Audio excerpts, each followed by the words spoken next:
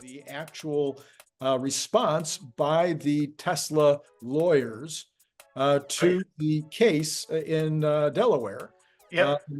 And of course, their claim, the judge's claim, was that the plaintiff in the case believed that the richest man in the world was overpaid, and therefore they needed to throw out his paid package. Of course, we know that the board, that the shareholders. Let me interrupt you, because I think what you're saying is not correct. Okay, I'll let you go.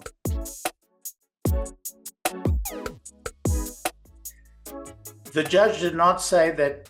Sorry, the plaintiff and the judge. The judge did not hold that Elon was overpaid. She held that the process to pay him was flawed. Okay. Now, she kind of let slip that she kind of feels that he was. I mean, nobody can say he was underpaid. By the way, he hadn't been paid anything. But anyway, yeah, that's right. I think what she was saying is, look, she thinks it's an incredible amount of money to pay anybody, but she has to go by the law. And what she found in the law was that the process by which it was negotiated was flawed. It was flawed because it was negotiated between non-independent parties and Elon, and that the flaws in the process, there were other flaws as well, but that was the primary issue. And the other flaws as well were not sufficiently or fully disclosed, not fully and not sufficiently disclosed to shareholders. So their vote was null and void because they were not fully informed in that vote. Right. That's the underlying issue at hand. Okay. And that was the basis in law why she could say no. I mean, one got the sense from her judgment that she wanted to say no. That's right, right. And she found, by the way, one of the things that was unique about this judgment was that she found every single argument for the plaintiff, every single facet of argument she found for the plaintiff, which is very unusual, I have to say, in such a complex case. All right. And in fact, just because, once in a while I like to pat myself on the back, I was the first person to point that out.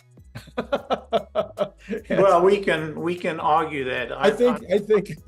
I actually think I was the one. Oh, you think you were the first? Okay. Yeah. Well, I'll say we were tied then. Probably so. Okay. However, the judge agreed to hear the argument of why the revote changes this thing. Right. And weirdly enough, she kept the date for the arguments by the lawyers in regard to their payment. Right. To be held before the argument about the Right. Which I found troubling. Me too. But we have to remember that it's just the hearing, not the decision. Right. So she's not obviously going to make a decision before she hears this case. She's agreed to hear the case, the argument about the revote. Right. She's agreed to hear it. We were troubled. You and I were both troubled by the fact that she's still going to keep the date of the hearing on the payment. But we can relax to the degree that that's just a hearing. It's not. She's not going to make a decision. At least I believe she'll make a decision. No.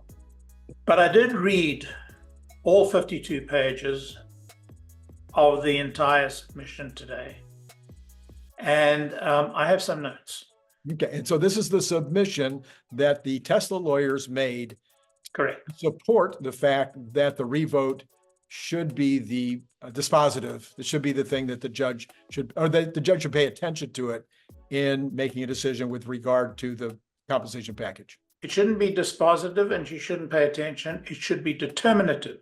That's the word I was looking for. And she should rule accordingly.